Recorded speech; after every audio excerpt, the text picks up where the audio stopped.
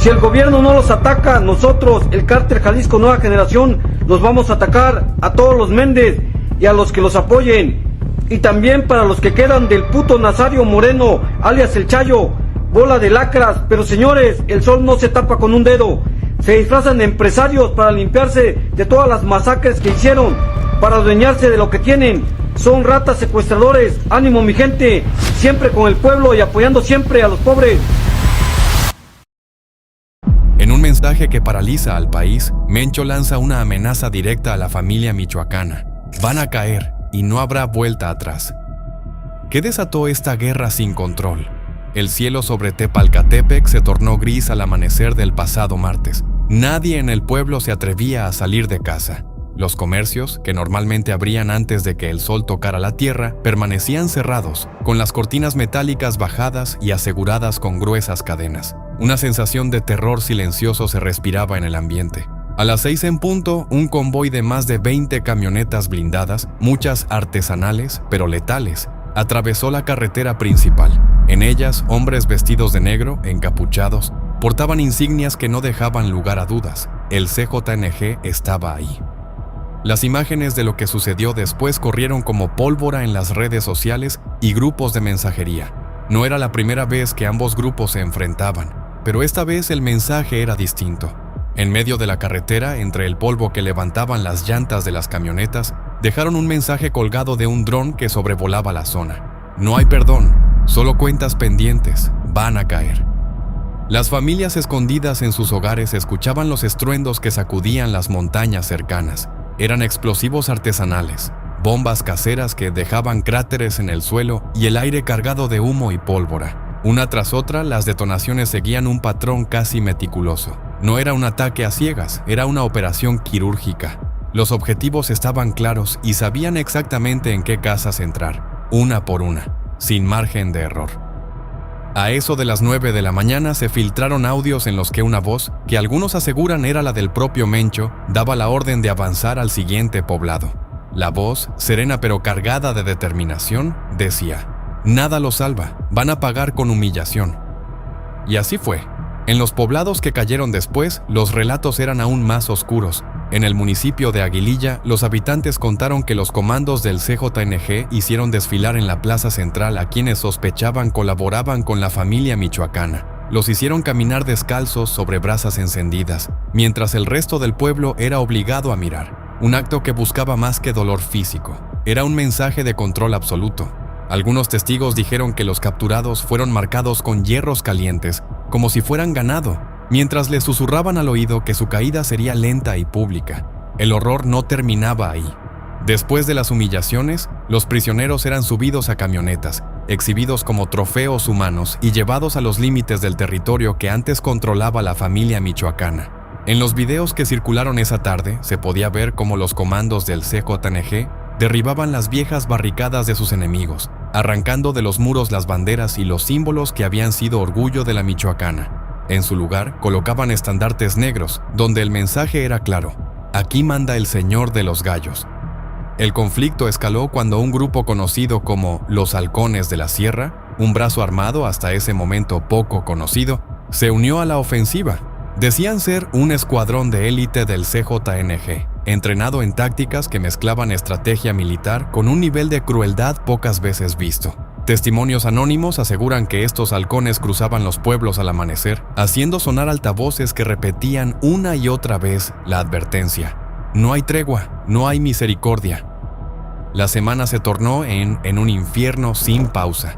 En la carretera que va de Buenavista a Apatzingán, varios vehículos quedaron reducidos a chatarra humeante. Las huellas de las llantas quemadas formaban caminos negros sobre el pavimento, mientras los casquillos de fusiles de asalto cubrían el suelo como una alfombra metálica. Algunas camionetas fueron dejadas de lado, cubiertas de mensajes pintados con aerosol rojo. Esto le pasa a los traidores. Pero no se trataba solo de enfrentamientos. Era una guerra de humillación y terror psicológico. En varios puntos, los halcones obligaban a los capturados a cavar trincheras que luego usaban como fosas comunes. Les hacían construir su propio destino, bajo una vigilancia sin piedad. Los lugareños describieron estos actos como una puesta en escena macabra, diseñada para infundir miedo más allá de la violencia física. A mediados de la semana, las autoridades locales aparecieron en público pidiendo calma, pero el mensaje era vacío. En Michoacán, todos sabían que el verdadero control ya no lo tenía el gobierno.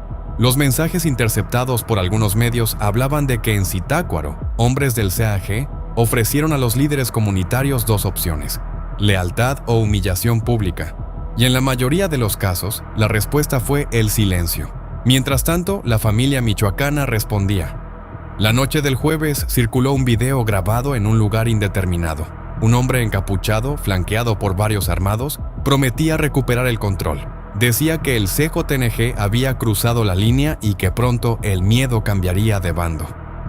Pero al amanecer siguiente, las carreteras seguían en silencio, solo roto por los drones que patrullaban el cielo. El viernes, un convoy con más de 30 camionetas se internó en la zona de Tierra Caliente. Llevaban consigo lo que describieron como los castigos. Las personas que presenciaron su llegada hablaron de hombres encapuchados que traían banderas blancas manchadas de tierra. Iban casa por casa, mostrando las banderas, y luego entregaban objetos personales de personas desaparecidas: relojes, fotografías, anillos. El mensaje era sutil, pero devastador. El sábado, los halcones difundieron un nuevo video. Mostraban a antiguos líderes de la familia michoacana obligados a arrodillarse y besar el suelo frente a una bandera del CJNG. Los humillaban mientras grababan, obligándolos a repetir frases que confirmaban su derrota. «Aquí manda el Señor», decían en voz alta una y otra vez, mientras los espectadores gritaban órdenes. En los pueblos más alejados, donde la información llegaba a cuentagotas, los rumores se mezclaban con el miedo. Se hablaba de un nuevo armamento traído del extranjero, de un camión equipado con cañones de gas lacrimógeno casero que dispersaban a la gente para facilitar las incursiones. Otros decían que el CJNG había comenzado a utilizar animales salvajes para intimidar a sus enemigos. Una jauría de perros adiestrados para atacar a la señal de un silbido. Al cierre del domingo, fuentes no oficiales aseguraban que más de 50 localidades estaban bajo el control total del CJNG. Los videos de ese día mostraban escenas donde los halcones repartían víveres a los habitantes, al tiempo que advertían que nadie debía cruzar las nuevas fronteras sin su permiso. Una semana después del primer mensaje de Mencho, el panorama en Michoacán había cambiado radicalmente. La familia michoacana, antes dueña de gran parte del territorio, parecía arrinconada en pequeños reductos. Los drones seguían patrullando, los convoyes avanzaban y los halcones ejecutaban su estrategia de humillación metódica, sin descanso. Aún hoy, mientras el sol cae tras las montañas, el eco de aquel mensaje resuena en cada rincón. Van a caer. Y cada día que pasa, la amenaza parece más una sentencia que una advertencia.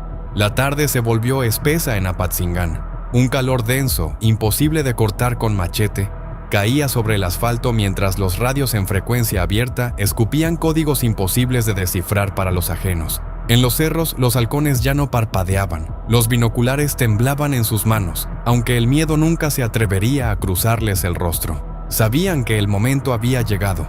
La venganza, esa deuda que se había ido escribiendo con fuego, finalmente iba a ser cobrada.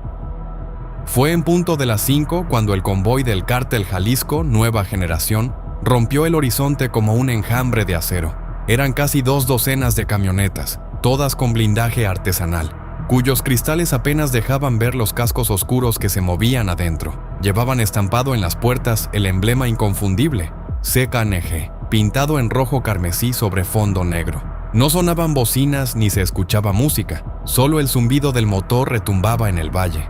Horas antes, un mensaje se había colado en los grupos cerrados de mensajería. Mencho, con esa voz seca y sin titubeos, anunció lo inevitable.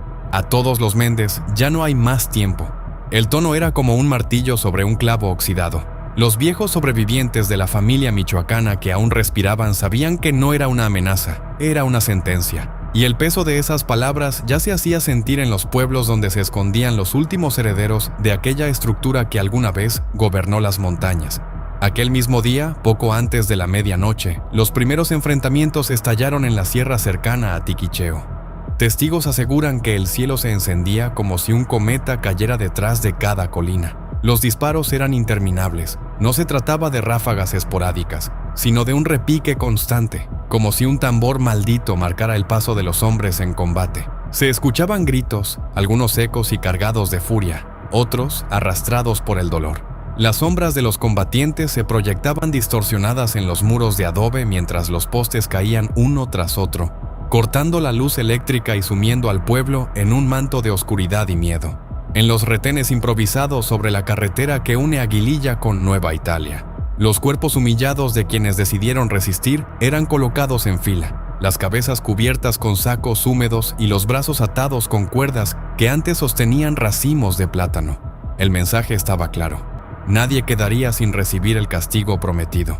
Hombres y mujeres fueron exhibidos al amanecer en el campo de fútbol bajo el escrutinio del dron que transmitía en vivo hacia algún lugar donde Mencho observaba cada detalle en pantallas múltiples. La ofensiva fue quirúrgica. El ataque al rancho Los Pinos, en el municipio de Churumuco, no dio oportunidad a los guardias de tomar sus armas. Una hora después de iniciada la incursión, ya ardían los corrales y los establos. Las imágenes de los vehículos incendiados, con sus llantas derretidas escurriendo como alquitrán, circularon por todos los canales clandestinos. Pero no era el fuego lo que causaba el mayor espanto. Los sobrevivientes relataban que los hombres del KNG obligaban a los cautivos a arrastrarse desnudos sobre la grava mientras repetían frases humillantes que quedaban grabadas en los altavoces. Aquel sonido, replicado por las bocinas de las camionetas, se esparcía como un eco macabro que bajaba de los montes y calaba hasta los huesos. Para el tercer día de hostilidades, el cuadro era devastador. En Zitácuaro, las viviendas de los últimos parientes de la vieja guardia de la familia michoacana fueron demolidas con maquinaria pesada traída desde Lázaro Cárdenas. Unos aseguran que fue una venganza personal. Otros hablan de una estrategia para borrar cualquier rastro del linaje Méndez. A donde fuera que miraras, la humillación se sentía palpable. Desde los murales pintados a mano, tachados con frases de desprecio, hasta las cruces improvisadas en los cruces de caminos, hechas con ramas secas. En un video que comenzó a circular la tarde de ese mismo jueves, se muestra a un grupo de hombres arrodillados frente a una lona gigante con la frase «La limpia ha comenzado». Uno de los voceros del CRG, cubierto por un pasamontañas, pronuncia un mensaje corto: «Mencho no olvida». El tono es pausado, pero cada sílaba pesa como un bloque de concreto. Acto seguido, el lente se eleva para mostrar un escuadrón completo de hombres armados formando una fila perfecta, como si fuera un desfile militar, pero con fusiles negros en lugar de banderas. En las comunidades de Coalcomán y Tepalcatepec, el terror se convirtió en un lenguaje cotidiano. Algunos pobladores describen cómo las campanas de las iglesias dejaron de sonar porque los sacristanes huyeron. Las calles quedaron vacías, los negocios cerrados, hasta los perros dejaron de ladrar. Solo los drones sobrevolaban, lanzando ráfagas de luz sobre los tejados, buscando algún indicio de movimiento. De vez en cuando, las sombras de los sicarios se colaban por las ventanas, preguntando nombres con listas en la mano. Dicen que en Parácuaro, una familia entera fue obligada a presenciar la destrucción de su casa piedra por piedra, sin permitirles recoger una sola pertenencia. Los obligaron a caminar descalzos hasta la plaza, donde les dieron la orden de barrer el polvo que ellos mismos levantaron. Cada escoba de palma que usaron se rompía de tanto raspar el empedrado. Y cuando terminaron, los hicieron arrodillarse mientras los altavoces repetían los apellidos de todos los traidores. La ofensiva no era solo militar, era psicológica. Mensajes anónimos llegaron a los celulares de quienes aún tenían señal en zonas como Huetamo y Turicato. «Ustedes eligieron el lado equivocado», decían. Y al poco tiempo, en los caminos principales, colgaban mantas con listas de nombres tachados con tinta roja, uno por uno, como si fueran cuentas de un libro que nadie quería leer. Para la segunda semana, las calles de Apatzingán fueron tomadas por hombres con uniformes apócrifos de fuerzas federales. Pero cualquiera que conociera el movimiento de las botas sabría que no eran soldados. Estos grupos revisaban vehículos al azar, exigiendo documentos imposibles de tener, humillando a los conductores que no respondían correctamente a las preguntas. Los que se equivocaban eran bajados de los autos, obligados a quitarse la camisa y avanzar arrodillados hasta el siguiente retén. La región entera se había transformado en un tablero donde cada ficha representaba una deuda antigua. Y Mencho jugaba como si tuviera todo el tiempo del mundo. Cada pueblo era una casilla conquistada. Cada enemigo que caía, un aviso a los que aún resistían en silencio. En los noticieros clandestinos que se transmitían desde lugares secretos en Michoacán, se decía que el próximo movimiento era una limpieza total en Zitácuaro y sus alrededores, que los enviados de Mencho ya habían entregado listas con nombres a los operadores en cada comunidad. Se hablaba de la llegada de un convoy especial desde Jalisco, con hombres entrenados en técnicas de interrogatorio que cruzaban los límites del dolor físico. Decían que podían hacer confesar hasta un muro de piedra. En los muelles de Lázaro Cárdenas, los contenedores permanecían detenidos. La mercancía no salía ni entraba. Era el castigo impuesto por el CJNG hasta que todos los líderes regionales se rindieran. Las redes que controlaban el tráfico de polvo blanco se mantenían suspendidas hasta que se completara la purga. Era un recordatorio de que el negocio podía esperar, pero la venganza no. Para cuando los restos de los caballeros templarios intentaron reagruparse en los límites de Guerrero, ya era demasiado tarde. Las rutas de escape estaban cortadas. Los corredores de cannabis en la Sierra Madre ya no respondían llamadas. Los apoyos habían sido comprados o eliminados. Y en los corredores selváticos, los mensajes escritos con carbón sobre corteza de árbol solo repetían una frase: ya no hay a dónde correr. Los hombres de Mencho, cubiertos por mantos negros y cascos sin insignias, avanzaban sin detenerse. Se dice que ni siquiera dormían, que solo se alimentaban de polvo seco y agua hervida mientras ejecutaban cada orden al pie de la letra. Algunos los comparaban con sombras, otros con fantasmas que se alimentaban del miedo ajeno. Eran tiempos donde la humillación se sentía más dura que el hierro, donde los viejos líderes de la familia michoacana preferían quemar sus propios ranchos antes que permitir que sus enemigos los tomaran. Y en ese fuego solo se escuchaban las promesas que nunca se cumplieron, mezcladas con el ruido de los disparos que marcaban el fin de una era que Mencho había jurado enterrar, piedra por piedra, nombre por nombre. Apenas despuntaba la luz del amanecer sobre las serranías de Tierra Caliente cuando el convoy de camionetas blindadas emergió de la maleza. Eran por lo menos 20, todas negras, sin placas, con vidrios ahumados y banderas blancas colgadas en las antenas, como si fuera un mensaje a los que miraban. La tregua terminó. Dentro, los hombres llevaban los rostros cubiertos con pasamontañas y chalecos blindados. En sus pechos, las insignias del cártel Jalisco Nueva Generación brillaban como estandartes de guerra. Aquella madrugada de miércoles se había vuelto un infierno en Apatzingán. Los disparos comenzaron antes de que el reloj marcara las 6. El silencio del pueblo fue devorado por los truenos secos de los fusiles calibre 50. Nadie salió de sus casas. La emboscada fue directa. En el crucero conocido como La Yácata, 3 camionetas de los Méndez quedaron reducidas a chatarra ardiente. Los cuerpos de sus ocupantes, según informes filtrados por fuentes locales, fueron colgados de los puentes peatonales antes del mediodía. El mensaje era claro: no habría perdón. Cualquier simpatizante, aliado o deudor de la vieja familia sería arrastrado al mismo destino. Pero la venganza apenas empezaba. Se supo después que la estructura financiera de los Méndez había recibido un golpe certero. 14 de sus casas de seguridad en Zamora y Tacámbaro fueron saqueadas y quemadas, sus ocupantes forzados a hincarse en la plaza principal mientras grababan su humillación.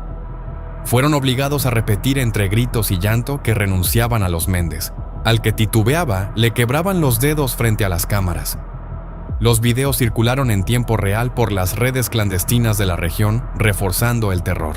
En Parácuaro, el rumor corrió como pólvora mojada. Habían levantado a Pepe Toño, el hermano menor del Chango Méndez. Lo tenían en algún rancho de Tepalcatepec, amarrado a una silla de herrar ganado, esperando órdenes de arriba. Algunos decían que lo iban a enviar en partes a Morelia como advertencia para el resto de su familia. Otros aseguraban que sería intercambiado por coordenadas de narcolaboratorios escondidos en los cerros. Lo único cierto era que el clima en Michoacán ya no era el mismo. Se respiraba el miedo como si fuera un veneno suspendido en el aire. Al anochecer, la respuesta de los Méndez no se hizo esperar. 3 columnas de hombres armados descendieron de la Sierra Madre, incendiando 4 centros de distribución de polvo blanco que, según sus mensajes, abastecían al CJNG en Uruapan.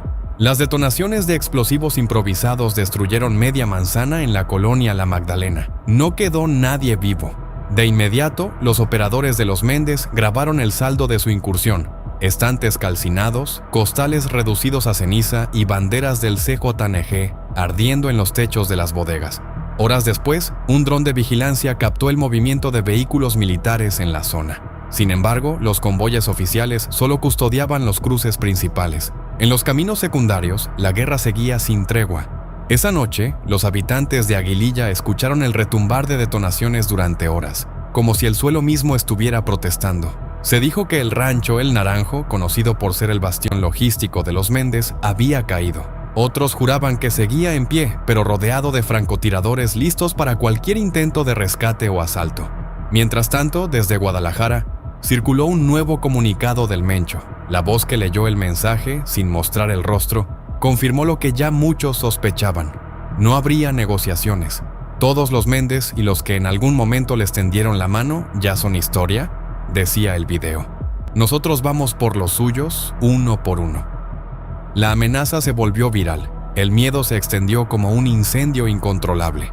En los días siguientes ocurrieron varios enfrentamientos en los límites de Cotija y Tocumbo. Grupos de hasta 50 hombres, ataviados con uniformes clonados del ejército, protagonizaron choques brutales en rancherías aisladas. Los campos de aguacate, antes verde esperanza para los productores locales, se tiñeron de gris por el humo de las camionetas incendiadas. Los caminos quedaron bloqueados con vehículos volteados y tapizados de estacas improvisadas para detener cualquier avance enemigo. En Capacuaro, los habitantes fueron obligados a presenciar cómo se arrastraba a 5 hombres encapuchados por el empedrado hasta la cancha del pueblo. Les cortaron los cordones de las botas, los despojaron de sus armas y los sentaron en sillas viejas frente a todos. A cada uno le dieron un micrófono y les obligaron a confesar su lealtad. Tras cada frase incompleta, los golpeaban en los dientes con las culatas de los rifles. Los gritos fueron grabados y enviados como mensaje directo a las familias que quedaban en Cualcomán. Mientras tanto, en Morelia, se reportaba que 2 altos mandos de los Méndez habían huido hacia el estado de Guerrero, buscando refugio con la llamada Nueva Familia Michoacana. Pero la respuesta fue un rechazo. Los líderes locales, temiendo represalias del CNG, optaron por entregar la ubicación de los fugitivos. Fueron encontrados al tercer día, escondidos en una cabaña cerca de Coyuca. Nadie sabe quién los entregó, pero el desenlace fue grabado con meticulosidad. El video mostraba cómo se les obligaba a cavar su propio agujero antes de ser enterrados vivos. En los altos de Tepalcatepec, un nuevo hallazgo encendió las alertas. Una bodega subterránea, equipada como laboratorio clandestino, fue localizada y destruida. En el sitio había mapas detallados de las rutas por las que los Méndez movilizaban el polvo blanco a través de embarcaciones rápidas, bordeando las costas de Colima y Guerrero. También se encontraron drones camuflados como aves, diseñados para vigilar los movimientos de los convoyes enemigos. La sofisticación de la tecnología sorprendió incluso a los veteranos. Para el 5º día de la ofensiva, los cuerpos colgaban de los puentes de Nueva Italia hasta Apatzingán. Los mantos colgantes llevaban mensajes escritos a mano, en tinta roja, con nombres y advertencias. Aquí termina la traición, decía uno. Otro, más directo, señalaba: esto es solo el principio. La población, acostumbrada ya a los espectáculos de horror, apenas se atrevía a comentar lo que veía. En paralelo, el gobierno federal convocó a una reunión de emergencia en la zona militar de La Piedad. Sin embargo, la falta de resultados visibles alimentó aún más el escepticismo.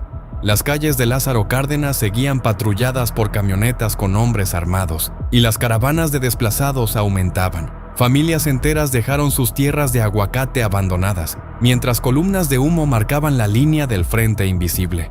Al cierre de esta jornada, se confirmó que la guerra entre los viejos linajes de la familia michoacana y el cártel Jalisco Nueva Generación había alcanzado un nivel nunca antes visto. Un exoperador del Chango Méndez, conocido como el Gordo Flavio, declaró en un video filtrado: "No hay regreso, esto va hasta que no quede uno solo". En la imagen, su mirada vacía y su uniforme desaliñado daban la impresión de un hombre que ya no temía a nada. El horror apenas comenzaba. Y en Michoacán, el silencio de la noche prometía ser el prólogo de un amanecer aún más sangriento. La madrugada aún no terminaba de despuntar cuando el eco de los radios volvió a romper el silencio. Una transmisión cifrada, cortante, casi susurrada. Decían que el viejo había sido trasladado en un convoy blindado rumbo a una prisión de máxima seguridad en el norte, donde el concreto se mezclaba con el óxido y el frío desgarraba los pulmones. Jesús Méndez Vargas, el mismo que alguna vez fue la sombra más temida en la región de Tierra Caliente, había sido entregado a los federales sin mediar palabra. Lo envolvieron en cadenas como si se tratara de un animal salvaje, asegurándose de que cada eslabón pesara más que sus crímenes. Pero lo que realmente mantenía en vilo a todos no era su captura, era el vacío que dejaba. Las calles de Apatzingán, Nueva Italia y Los Reyes amanecieron plagadas de pintas que prometían guerra. En cada esquina, un letrero improvisado, escrito con pintura roja que goteaba como sangre fresca, avisaba lo inevitable. La división se había hecho pedazos. Los antiguos aliados ahora se disputaban el control de los cargamentos de polvo blanco que cruzaban por las veredas clandestinas y los campos de aguacate, donde las avionetas bajaban a plena luz del día como si fueran cuervos hambrientos sobre un campo de batalla. A mediados de la semana, un enfrentamiento en las inmediaciones de Parácuaro se extendió por más de 10 horas. Dicen que se escuchaban los motores de los monstruos, esas camionetas blindadas de manera artesanal, rugir mientras destrozaban lo que encontraban a su paso. Los árboles frutales caían como si fueran de papel. Cuando los refuerzos del otro bando llegaron, encontraron el suelo cubierto de casquillos y cuerpos calcinados dentro de los vehículos humeantes. Una transmisión interceptada confirmó lo que muchos temían. El brazo armado de los Pulidos, quienes antes solo operaban como intermediarios, había decidido unirse al Cártel Jalisco. Con ellos traían nuevas rutas, armas de largo alcance y una sed de venganza acumulada durante años de humillación bajo el control de los Méndez. El equilibrio de poder se desmoronaba y la guerra prometía no dejar nada en pie. Los pobladores de Taretán organizaron una caravana desesperada. Salieron en la madrugada llevando solo lo que podían cargar a cuestas. Algunos niños caminaban descalzos sobre la grava caliente mientras sus madres los cubrían de los rayos del sol con trapos deshilachados. Al llegar a la entrada del pueblo vecino, fueron interceptados por hombres armados que les ordenaron regresar. No les interesaba su sufrimiento, solo querían asegurarse de que no alertaran a las autoridades de lo que estaba por suceder. Y lo que sucedió fue una carnicería.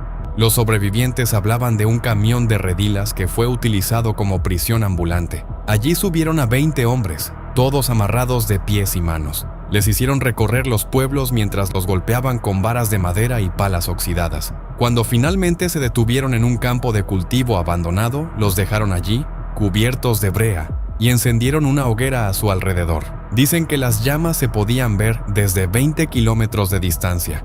En las últimas horas circuló el rumor de que uno de los hermanos del Chango, apodado El Bere, había sido visto en Guadalajara, negociando su rendición a cambio de protección para su familia.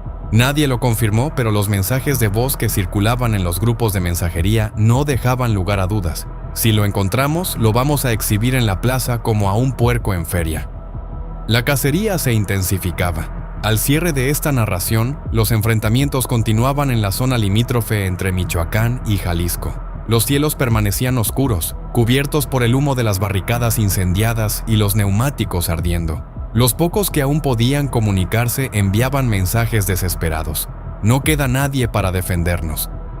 Los soldados no llegaban, las patrullas pasaban de largo y las sirenas se habían silenciado hacía días. Nadie sabía cuándo terminaría esta guerra intestina, pero algo era seguro. Los viejos tiempos de la familia michoacana habían quedado enterrados bajo la tierra árida y ensangrentada de un estado que ya no conocía la paz. El miedo se había convertido en la única ley, y el que no estaba dispuesto a vivir bajo sus reglas, simplemente dejaba de vivir.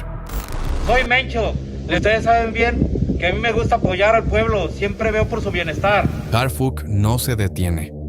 Anoche, en un operativo brutal, irrumpió en una narcofiesta del CJNG en Guerrero. ¿El resultado?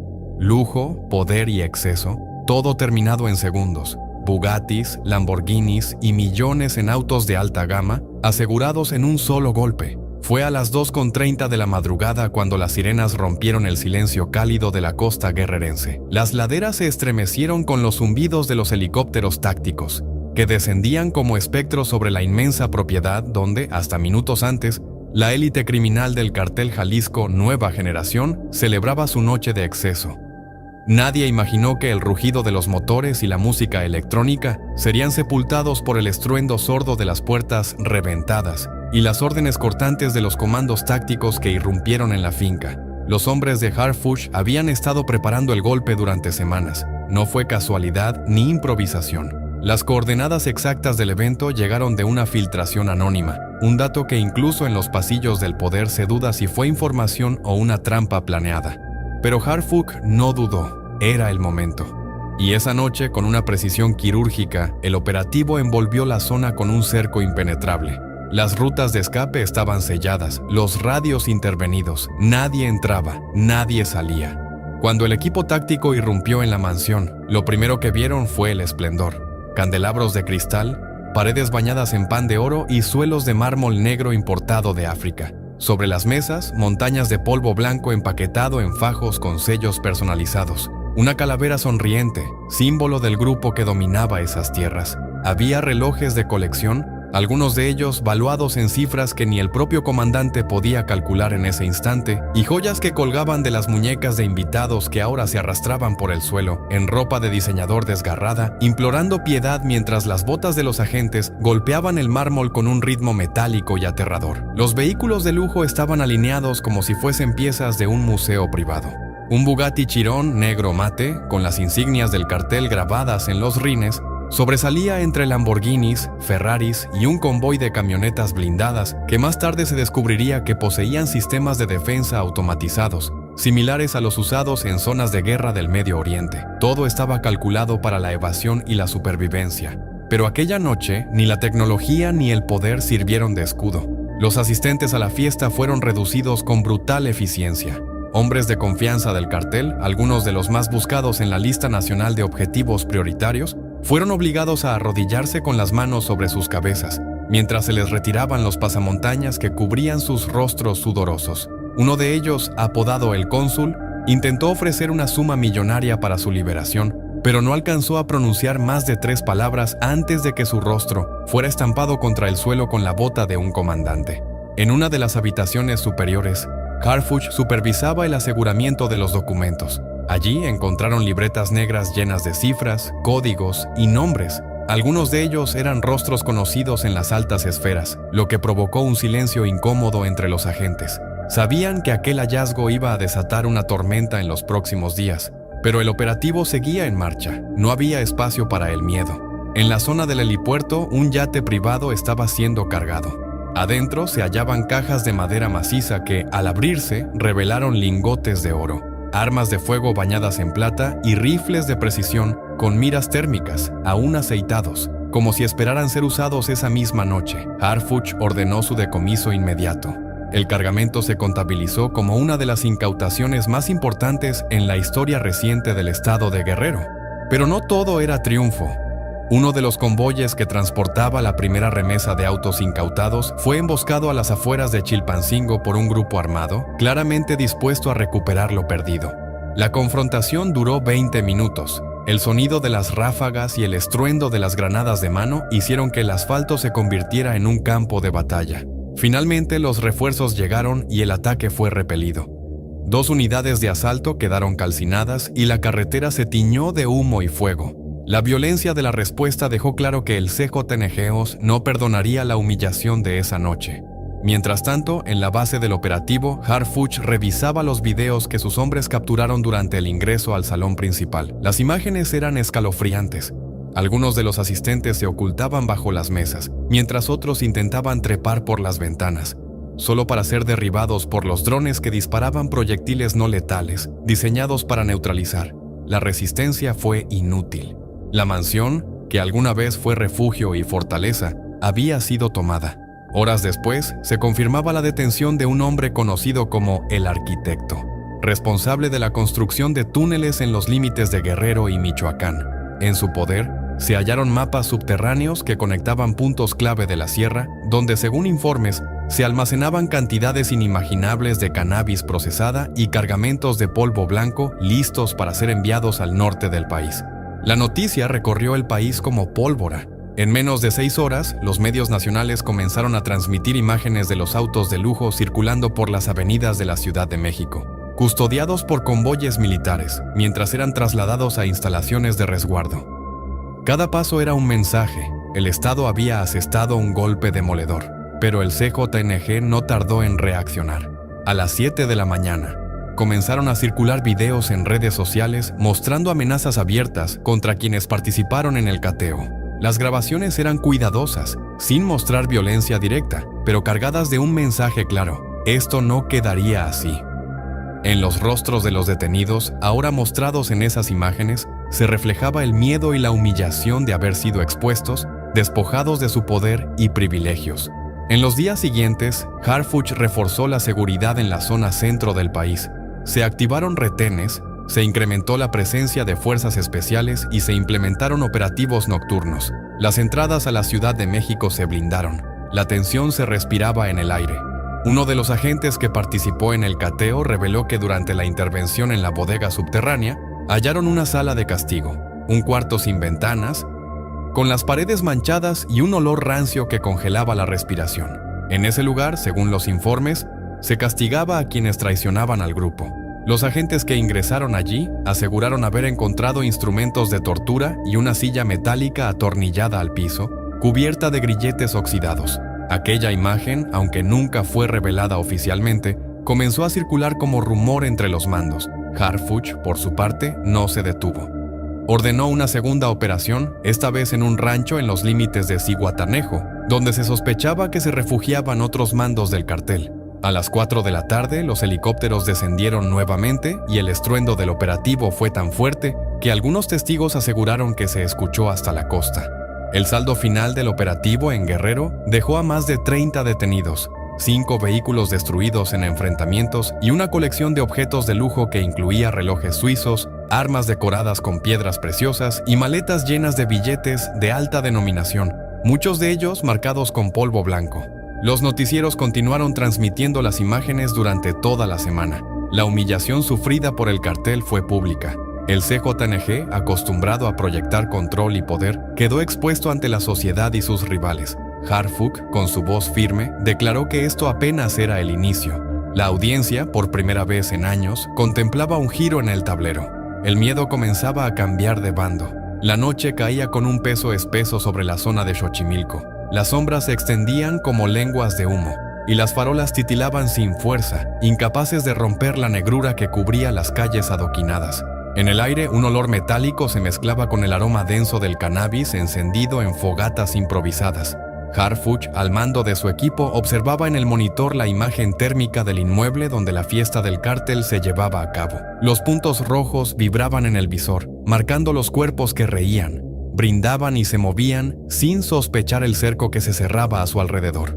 A 3 cuadras del lugar, los vehículos blindados mantenían los motores al mínimo, como depredadores acechando en la oscuridad. Las órdenes habían sido claras: ningún ruido, ningún error. Los agentes descendieron de los transportes uno a uno, sus rostros cubiertos por pasamontañas y sus chalecos reflejando destellos verdes bajo la luz mínima del equipo nocturno. En sus oídos, las indicaciones de Harfuch eran lo único que rompía el silencio. Mientras tanto, en la casa de fachada sencilla pero interior lujoso, la atmósfera era otra. Cristalería fina descansaba en las manos de los invitados, todos vestidos de manera ostentosa, portando relojes de oro macizo, collares de piedras preciosas y anillos tan grandes que parecían armas. Un Bugatti Chiron azul eléctrico reposaba junto a 2 Lamborghinis y un McLaren negro mate. Las luces estroboscópicas daban saltos frenéticos en la pista de baile, donde cuerpos sudorosos se movían con el frenesí de quien cree que tiene el mundo a sus pies. En un rincón, 2 mesas largas eran el altar de montañas de polvo blanco, mientras varios asistentes inhalaban sin medida, con rostros desencajados y ojos vacíos. Pero el verdadero centro de atención no era el exceso, eran los rumores que circulaban entre murmullos. Habían llegado emisarios de Michoacán, hombres duros que buscaban cerrar acuerdos con el Cejo para consolidar un corredor de tráfico por el Pacífico. En otro cuarto, al fondo del pasillo, hombres armados negociaban cargamentos de armamento de grado militar, intercambiando maletines repletos de billetes por catálogos de rifles y lanzagranadas. Lo que ninguno de ellos sabía es que Harfuch ya lo sabía todo. La información había sido filtrada por un soplón que, horas antes, había sido entregado a las autoridades tras una humillación pública. Desnudo, atado y cubierto de pintura plateada, el hombre había sido abandonado en la explanada de la delegación con la palabra traidor pintada en el pecho. Esa misma información era la que ahora les permitía a los agentes preparar el asalto. El primer equipo rodeó la parte trasera de la propiedad, donde un pequeño muelle conectaba con los canales. 2 hombres del cartel custodiaban esa entrada, sin imaginar que en cuestión de segundos serían inmovilizados con precisión quirúrgica. Uno cayó al agua sin emitir un sonido, mientras el otro era reducido con un golpe seco en el cuello. Al frente, 2 camiones blindados bloquearon la calle principal. En silencio, los agentes desplegaron las barreras antipersonales para evitar cualquier fuga. El conteo había terminado. Harfuch dio la orden. Las puertas fueron derribadas de un solo impacto. El estruendo de la madera astillada fue el preludio de una irrupción brutal. Los agentes ingresaron como una avalancha negra, gritando comandos que se perdían entre los gritos de terror de los presentes. Botellas cayeron y se rompieron. Los asistentes, desorientados, se lanzaban al suelo o intentaban escapar por cualquier rendija. Fue inútil. En el centro del salón, el cejo, vestido con una guayabera blanca y gafas oscuras, intentó dar órdenes a sus hombres, pero la confusión era total. Varios cayeron al suelo, sometidos de manera despiadada. Las botas de los agentes presionaban cabezas contra el mármol pulido. Pulseras y relojes eran arrancados a la fuerza, arrojados en bolsas de evidencia junto a montones de billetes empapados en sudor. En el garaje, otro equipo aseguraba los vehículos de lujo. Las llaves fueron recuperadas de los bolsillos de los asistentes sometidos. El Bugatti fue encendido con cuidado. El motor rugió una última vez antes de ser trasladado fuera de la propiedad como trofeo de la operación. No lejos de allí, un hombre que había intentado esconderse en la cajuela de un Ferrari fue sacado a rastras, su traje de diseñador rasgado, su rostro cubierto de polvo y lágrimas. En el piso superior, Harfuch en persona subió las escaleras, seguido por 2 agentes. Al llegar a la habitación principal, encontró a 2 hombres que custodiaban maletines repletos de documentos y discos duros. Las armas de los escoltas cayeron antes de que pudieran levantarlas. Los discos fueron asegurados, en ellos información comprometedora. Cuentas bancarias, rutas marítimas, videos de reuniones secretas en parajes selváticos. Una red que ahora comenzaba a desmoronarse. La humillación para los jefes presentes fue total. Fueron obligados a caminar descalzos, esposados, frente a las cámaras de los agentes. Algunos tenían que sostener en brazos los propios fajos de dinero que intentaron ocultar momentos antes. El mensaje era claro: nadie está por encima de la ley. Harfuch contempló la escena sin un atisbo de emoción. Mientras tanto, afuera, la noticia corría como pólvora. Vecinos grababan videos de los autos de lujo siendo remolcados, mientras los helicópteros de la policía iluminaban la escena desde el cielo. En redes sociales, las imágenes del Bugatti incautado y las maletas de efectivo no tardaron en viralizarse. La operación ya era tema nacional, pero la noche no terminó ahí. A las 2 de la mañana, un convoy que transportaba a los detenidos fue emboscado en la carretera hacia la Ciudad de México. Sin embargo, Harfuch había previsto el intento de rescate. Una unidad señuelo fue atacada en la autopista, mientras los verdaderos prisioneros eran trasladados en helicópteros a una base secreta al norte del estado. Los agresores, al descubrir la maniobra, quedaron expuestos y fueron neutralizados de inmediato. Horas después, en una conferencia improvisada, Harfuch presentó los resultados de la operación. Más de 20 detenidos, 3 vehículos blindados, un Bugatti, 2 Lamborghinis, un McLaren, más de 5 toneladas de cannabis envasado, cientos de kilos de polvo blanco y armamento digno de un pequeño ejército. Todo bajo resguardo. La prensa no podía contener el asombro. Pero el mensaje más contundente llegó al amanecer. Pancartas colgadas en puentes de la capital advertían a los cabecillas del cejo que el cerco se cerraba. Fotos de sus principales operadores detenidos y humillados ilustraban el mensaje. La fiesta terminó, ahora sigue la cacería. Ese mismo día, nuevas órdenes se distribuyeron entre los hombres de Harfuch. El operativo Guerrero había sido solo el principio. La lista de objetivos se había ampliado y los días de impunidad para el cejo estaban contados. Las próximas horas prometían ser aún más intensas. Sin descanso, las fuerzas especiales se movilizaban hacia otros puntos estratégicos. La vigilancia en los aeropuertos se duplicó. Y mientras tanto, en las redes clandestinas de comunicación, los mensajes eran desesperados. No hay salida. El reloj avanzaba y la operación, lejos de concluir, apenas comenzaba. Las sombras caían densas sobre las calles vacías de Xochimilco mientras el aire parecía espeso, cargado de electricidad. Nadie se asomaba por las ventanas. Las persianas bajadas y las puertas selladas hablaban de un miedo contenido. No era la primera vez que ese lugar presenciaba un enfrentamiento de esas dimensiones, pero sí la primera vez en que algo más oscuro se sentía. El convoy del Grupo de Intervención Avanzada se movía con precisión quirúrgica. Cada unidad sabía exactamente qué hacer y cuándo hacerlo. La orden era contundente: erradicar la célula del cejo TNG antes de que la noche terminara. Alrededor de la enorme finca donde se celebraba el evento, los francotiradores ya habían tomado sus posiciones, sus miras láser apenas visibles como filamentos rojos que buscaban cuellos y cabezas de los vigilantes más atentos. Los comandantes de cada escuadra repasaban sus movimientos en susurros mientras las órdenes se transmitían en claves cortas. La tensión cortaba el aire como un alambre afilado. En el interior de la finca, el estruendo de la música era solo un velo que no alcanzaba a ocultar los murmullos ansiosos de quienes sabían que algo se acercaba. A las 18:30, el silencio estalló en 1000 fragmentos. Las primeras explosiones de humo táctico rompieron las ventanas del primer piso, inundando las habitaciones con una neblina espesa que cegaba a los ocupantes. Casi al mismo tiempo, las puertas principales se dieron bajo el embate de los arietes hidráulicos. Por las entradas traseras, otros equipos irrumpían de manera sincronizada. Cada movimiento estaba calculado al milímetro. No había espacio para errores. Los primeros en caer fueron los encargados de seguridad externa.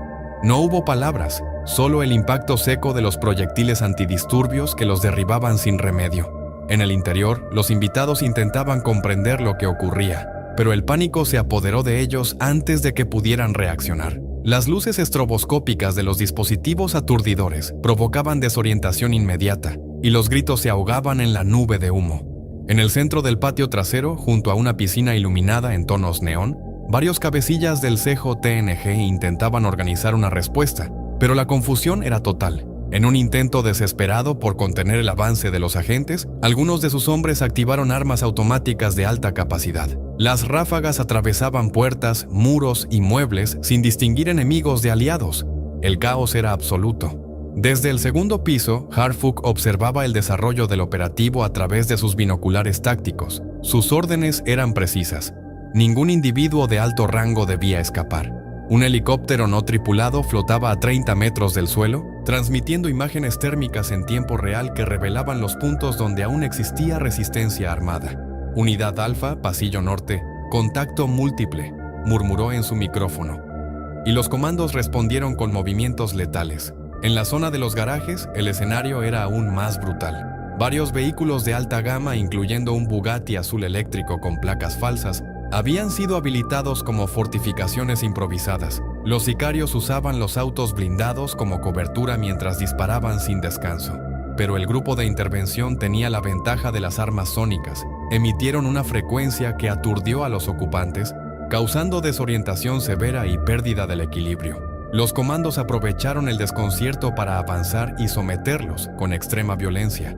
En el salón principal, donde minutos antes los invitados brindaban y presumían relojes de oro blanco, la situación era muy distinta. Muchos de ellos estaban ahora en el suelo, boca abajo, con las manos en la cabeza, mientras los agentes revisaban cada rincón buscando documentos, cargadores ocultos y dispositivos electrónicos. La humillación era evidente. Aquellos que se creían intocables eran tratados como delincuentes comunes, despojados de sus lujos, sus rostros contra el mármol frío, sin posibilidad de pronunciar palabra alguna. Afuera, la situación era incluso más dramática. Uno de los líderes regionales del cejo TNG, apodado El Pastor, intentó escapar en una moto de alta cilindrada. Había logrado evadir 2 bloqueos internos, pero al cruzar la línea perimetral fue interceptado por una barrera de púas desplegada en cuestión de segundos. La caída fue aparatosa. Se fracturó ambos brazos y, a pesar del dolor, intentó reptar sobre el pavimento. La imagen fue capturada por las cámaras de los drones y transmitida en vivo a la sala de control. La captura fue inmediata y sin concesiones. En los sótanos del inmueble, los agentes encontraron lo que parecía ser un laboratorio improvisado. Frascos con líquidos desconocidos, balanzas de precisión y grandes bolsas con polvo blanco empaquetado de manera profesional. A pesar de la gravedad de la situación, el hallazgo no sorprendió a los oficiales. Lo que sí llamó la atención fueron los documentos cifrados encontrados en un compartimiento secreto, que al parecer contenían rutas logísticas y nombres de funcionarios sobornados. Las siguientes horas fueron una muestra cruda de control táctico y dominio absoluto. Cada habitación era despejada, cada rincón revisado. Los comandos trabajaban sin descanso, sin permitir que el cansancio afectara su precisión. Algunos de los capturados fueron llevados a una unidad móvil de interrogatorios ubicada a 5 cuadras del lugar. Las preguntas eran rápidas, las respuestas se exigían de inmediato. No había margen para demoras. A las 23 horas con 45 minutos, Harfuch caminaba entre los restos del operativo. El aire aún olía a pólvora y sudor. A lo lejos, los últimos gritos de quienes eran subidos a las unidades de traslado se mezclaban con el zumbido de los helicópteros que mantenían el perímetro seguro. La operación había sido un éxito rotundo, pero la noche no terminaba ahí. Antes de abandonar la zona, Harfuch recibió un mensaje en clave, una alerta de prioridad máxima. Otro bastión del cejo TNG, ubicado en los límites entre Tláhuac e Iztapalapa, se encontraba en movimiento. Informes de inteligencia señalaban que un convoy con refuerzos había partido hace menos de 20 minutos rumbo a Xochimilco para rescatar a los suyos. El oficial no dudó. Dio la orden de interceptarlos antes de que llegaran. A lo largo de la avenida principal, el convoy enemigo fue emboscado en un punto ciego. Las camionetas blindadas recibieron el impacto de minas controladas por presión que destrozaron los neumáticos y volcaron 2 de los vehículos. Los comandos descendieron rápidamente usando tácticas de combate urbano. Lo que siguió fue una confrontación intensa y sin tregua. Los ocupantes de las camionetas intentaron responder, pero la precisión de los francotiradores y la coordinación de los equipos terrestres acabaron con cualquier posibilidad de resistencia. Al finalizar, Harfuch regresó a la base móvil donde se procesaban los datos del operativo. Los resultados preliminares arrojaban cifras contundentes. Más de 70 capturados, 30 vehículos decomisados, importantes cantidades de polvo blanco y cannabis aseguradas, así como documentación confidencial que comprometía a diversas células criminales. En la madrugada, mientras la ciudad apenas comenzaba a despertar, el eco de la operación seguía resonando en los medios de comunicación. Los titulares hablaban de la noche de Xochimilco, un golpe sin precedentes que había desmantelado una parte significativa de la estructura del cejo TNG. Pero para Harfuch y su equipo, esa noche era solo el principio. El mensaje estaba claro. El tiempo de actuar había llegado y no habría piedad para quienes desafiaban la autoridad. A medida que el sol salía, las unidades continuaban patrullando. La ciudad parecía tranquila, pero todos sabían que la calma era solo temporal. La guerra por el control de la capital seguía abierta, y en el horizonte nuevas amenazas se gestaban, aguardando el momento oportuno para golpear. Pero el equipo de Harfuch ya estaba preparado, y no pensaban retroceder. Apenas unas horas después de la caída del último bastión del cejo TMG, en la colonia Jardines del Pedregal, las consecuencias de la operación comenzaban a hacerse visibles. Aunque el sol ya se había ocultado y la luna iluminaba tenuemente los escombros y cuerpos regados en el perímetro, el aire seguía impregnado de pólvora y miedo.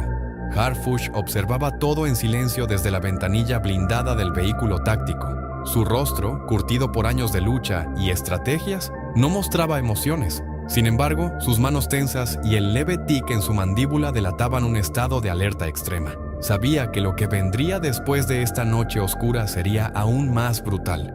Los vehículos comenzaron a avanzar, formando un convoy que serpenteaba por calles vacías y oscuros callejones. Al interior de los transportes, los prisioneros mantenían la mirada baja. Algunos apenas podían mantenerse conscientes.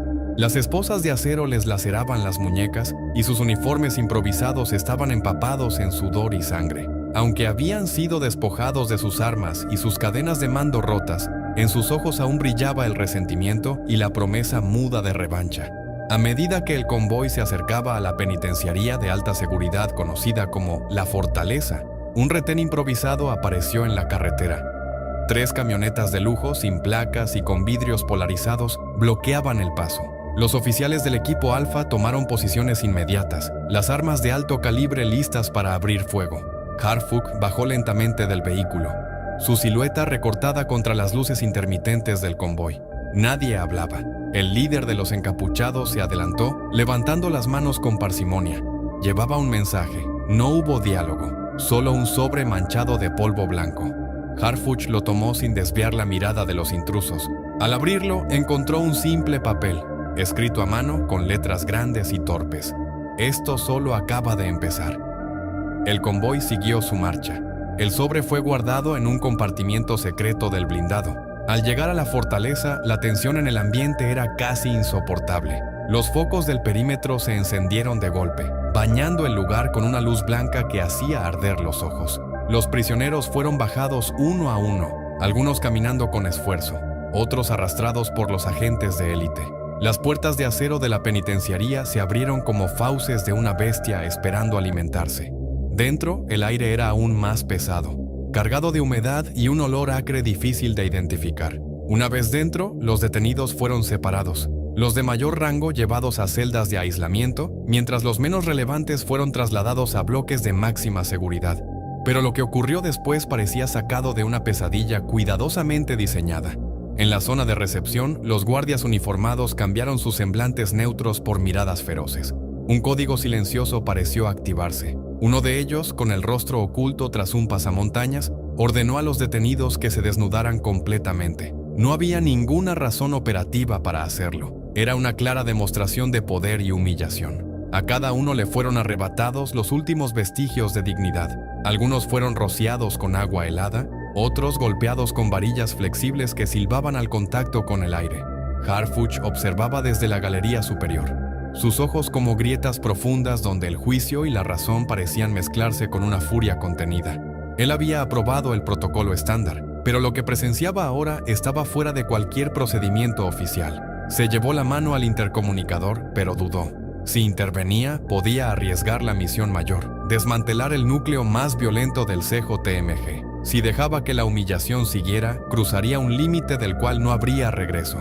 Los siguientes días fueron un continuo despliegue de confrontaciones internas. Algunos prisioneros, pese a las heridas, se mostraban desafiantes en los interrogatorios. Otros, quebrados por la brutalidad del recibimiento, soltaron información fragmentada que solo confirmaba los peores temores. El CJTMG había logrado infiltrar instituciones clave. Había jueces, policías de alto rango y hasta directores de hospitales a sueldo de la organización. Una semana después del operativo, Harfuch convocó a una reunión secreta en un edificio abandonado de la colonia Guerrero. La información extraída de los prisioneros revelaba la existencia de un cargamento inminente de polvo blanco y cannabis que atravesaría el Estado de México en las próximas 48 horas. No podían arriesgarse a un enfrentamiento abierto. Debía ser un golpe quirúrgico. El equipo táctico fue desplegado en unidades pequeñas, cada una con objetivos precisos. Las órdenes eran claras: capturar vivos a los líderes intermedios, pero evitar cualquier baja civil. La emboscada tuvo lugar en un tramo olvidado de la autopista. Las camionetas cargadas con el contrabando fueron bloqueadas sin previo aviso.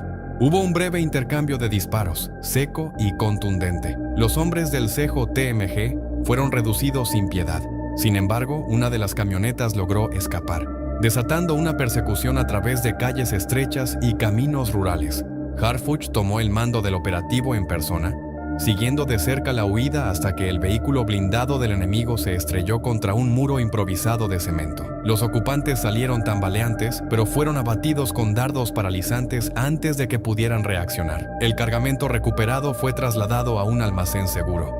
En su interior, además de polvo blanco y cannabis, encontraron documentos y videos que demostraban la corrupción de oficiales de diferentes corporaciones. Era la prueba definitiva que tanto tiempo habían buscado, pero también el principio de una tormenta mayor.